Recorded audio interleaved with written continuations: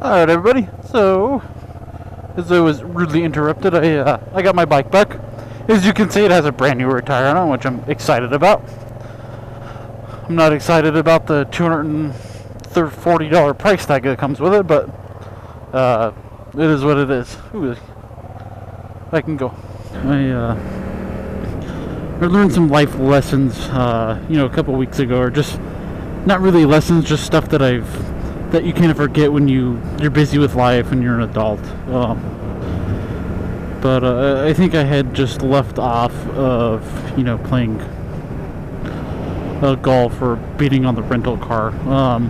No, actually, it was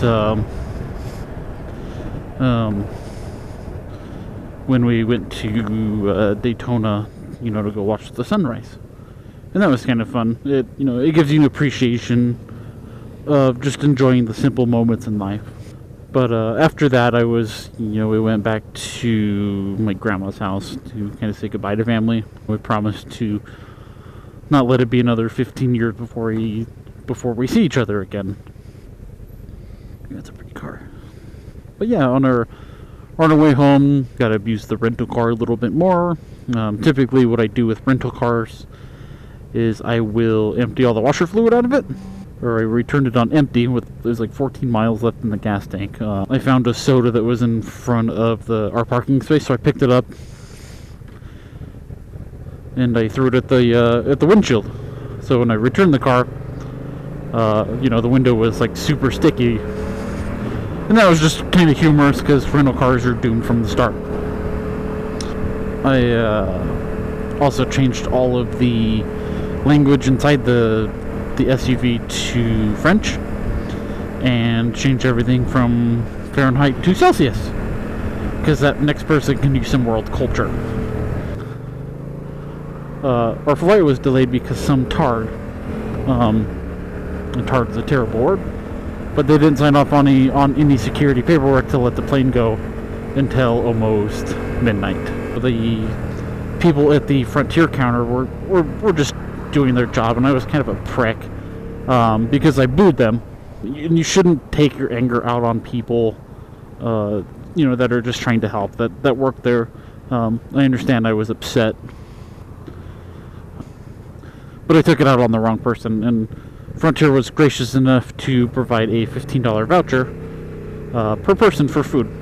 Unfortunately, at 11 o'clock at night, everything is closed, so we couldn't use it. So I ended up using it the next day. I went back to the airport because I don't live that far from the airport in Denver. I bought some dinner with it, bought some bad stuff, but I used their money because it was a use it or lose it kind of deal.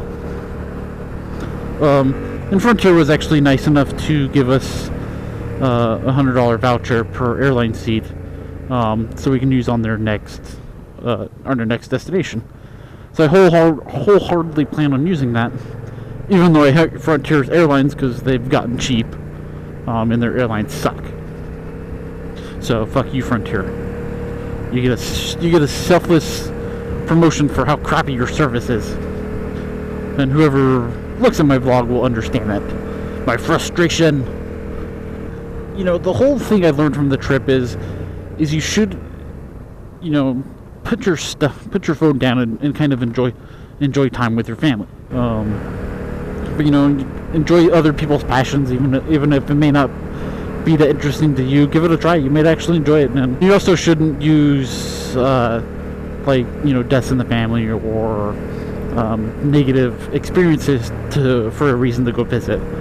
And that was unfortunately kind of something that I learned a little too late. I should go visit my grandparents more often, but I typically just don't. So I'm gonna try to be a better person and just go visit, just to go visit. So I'm looking forward to my next trip. And that was a life lesson that I should take for granted is don't use a negative experience to go see friends and family. You should go see them and talk to them just because you want to talk to them and you want them to stay in your life. So that was something I also learned. I also learned don't shave your face when you have 2 hours of sleep. When I did it on that Thursday morning, I literally had 2 hours of sleep. I got home, I was exhausted. I was like, oh, I'll just shave and when I woke up the following morning, I looked like a homeless bum. But no, I had a great time in Florida, you know, under the crappy circumstances. That's the reason why I was there. You know, I got to hang out with family and see my cousins that I haven't seen in ages. I also learned a life lesson today that's going back to the hole in my drywall is when if you're unfamiliar with something, it's never a bad thing to either look up instructions online or ask for help. I was trying to clean my chain because I bought a rear wheel stand. My bike fell over. I kind of went with it head first into the drywall, and that was humorous on my part. Like, it was stupid. It was a life lesson. I was like, well, I'll just write a date on it for when it happened as a constant reminder not to do that again. I wholeheartedly think that it was probably my grandfather watching over me because I had a hole in my rear tire. Explains why I got a new rear tire today. So I ultimately think it was him watching out for me, because some nice guys at a stop sign said, "Hey, your tire's flat," and I'll replay that clip now. Hey, got a flat. Do I? Oh, that rear's real low. Okay. Thanks. I'll look.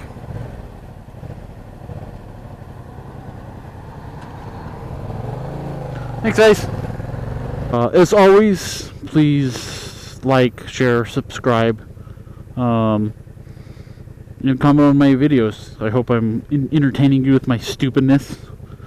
I like to think I'm doing a good job at it. You know, who knows? If you don't watch it, you don't know, I guess. But see you, YouTube. Maybe I'll add some extra stuff.